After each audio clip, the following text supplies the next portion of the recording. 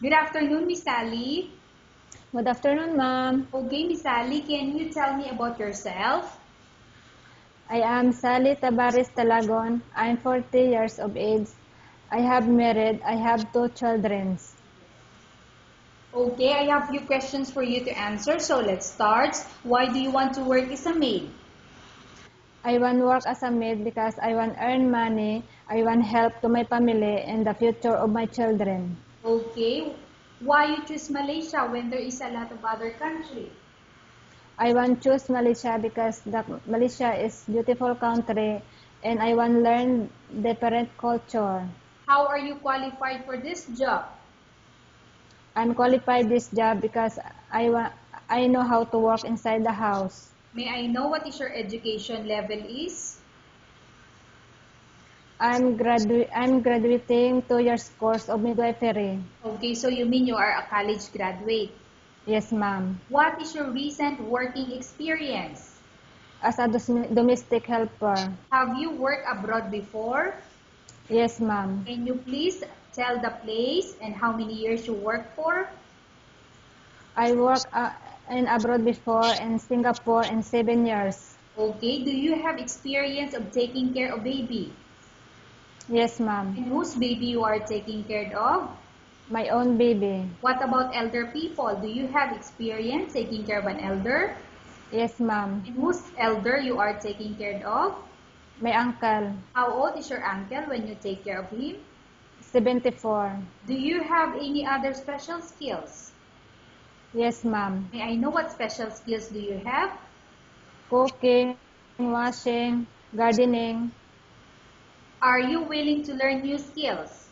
Yes, ma'am. Are you willing to work with a family where the mother-in-law or any relatives stay together? Yes, ma'am. Currently, are you still working now? No, ma'am. Do you know how to cook? Yes, ma'am. What sort of food can you cook? Filipino food and Chinese food. Can you please tell the Chinese food that you can cook? The Chinese food, I cook chicken curry and chicken rice. What about Filipino food that you can cook? I cook Filipino food, adobong baboy and tinulang manok. Okay. Are you aware that you will have to do washing, cleaning, ironing, and cooking? Yes, ma'am. From all the house chores or household work such as washing, cleaning, ironing, and cooking, which do you like most? I like cooking, washing, and ironing. If ever you were selected to work in Malaysia, who will take care of your kids?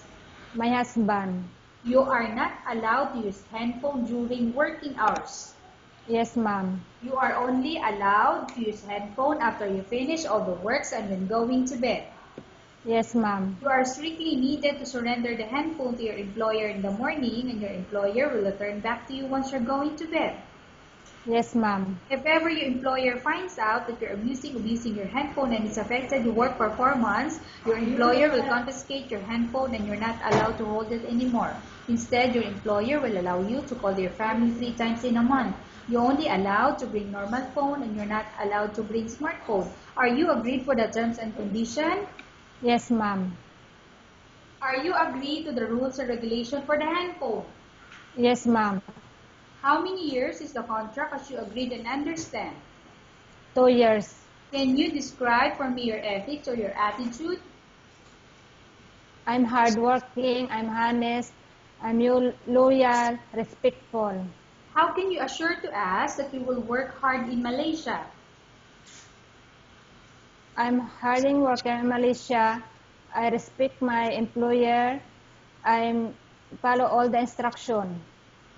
Can you promise not to use the telephone without the permission of your employer? Yes, ma'am.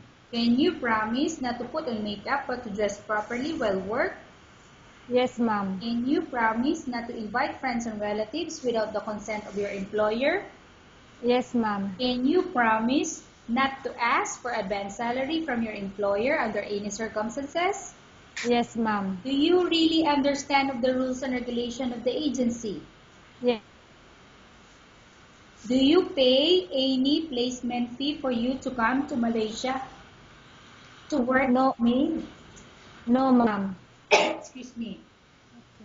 Do you have any history of sickness, example breast cancer or any other illness? No, ma'am. Do you suffer from any skin diseases, allergy or physical defect? No, ma'am. Have you suffered from any serious illness? No, ma'am. Do you smoke? No, ma'am. Have you undergone any operation? No, ma'am. Are you medically fit? Yes, ma'am. Are you in any medication? No, ma'am. Are you allergic with any food? No, ma'am. Are you prepared to work for the employer of any race? Yes, ma'am. Are you prepared to eat the type of food taken by your employer? Yes, ma'am. Are you afraid of being left alone in the house? No, yes, ma'am. I know, ma'am.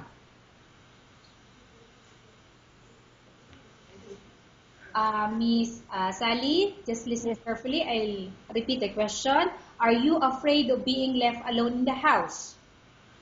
No, ma'am. Are you afraid of dogs or other pets? No, ma'am. Can you promise to work according to instruction from your employer? Yes, ma'am. Do you have any immediate family working in Malaysia? No, ma'am. Okay, Miss Sally, we have finished our question section. Let's go to case study. I have a case study for you and I want you to answer me truthfully. Upon arrival in Malaysia within 6 months, if ever any of your family members pass away, what will you do? Will you continue to work till finish your contract or you will go back? I want to continue to finish my contract 2 years. Tell us about yourself and why do you want to work in Malaysia as domestic helper? Okay. I am Sally Tabares Talagon. I'm 40 years of age. I have married. I have 2 children.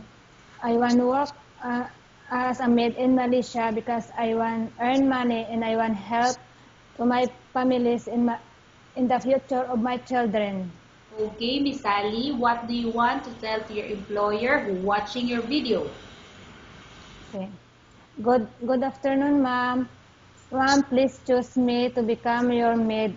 I want be honest and I want hardworking in your house. I want follow all your instruction and I want to be loyal and I want to respect to all your family and all to your friends. Thank you, ma'am. Okay, thank you very much, Miss Sally. We will update your agency if there's any selection made to the employer. Okay. Thank you very much, ma'am, for interviewing me.